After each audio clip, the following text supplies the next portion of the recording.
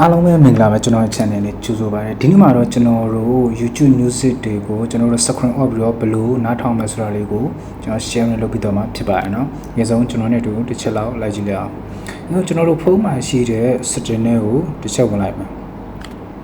ဝင်ပြီးရင်ကျွန်တော်တို့အောင်ဆုံးမှာရှိတဲ့ additional setting တွေကိုစုံဝင်လိုက်မယ်เนาะပြီးရင်ကျွန်တော်တို့မှာ floating window ဆိုတာရှိတယ်အဲ့ဒီတွေဝင်လိုက်မယ်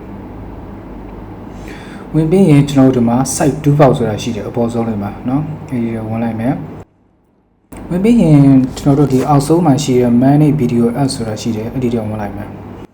ဝင်ပြီးရင်ကျွန်တော်တို့ကဘယ် app ကိုကျွန်တော်တို့ screen off ပြီးတော့နားထောင်ခြင်းလဲဆိုတာလေးကိုဒီမှာတွားပြီးတော့ permission ပေးလို့ရတယ်အရင်ဆုံးကျွန်တော် YouTube ကို permission ပေးလိုက်မယ်เนาะတခြားဟာတွေလည်း permission ပေးလို့ရတယ် screen off ပြီးတော့ဘယ်ဟာတွေကိုနားထောင်ခြင်းလဲဆိုရင်ကျွန်တော်ဥပမာ YouTube เนาะဒီနှစ်ခုကိုကျွန်တော် permission ပေးလိုက်မယ်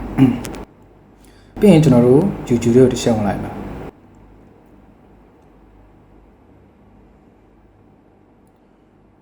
YouTube ရဲ့ဝင်ပြီးရင်ကျွန်တော်တို့ကဒီမှာ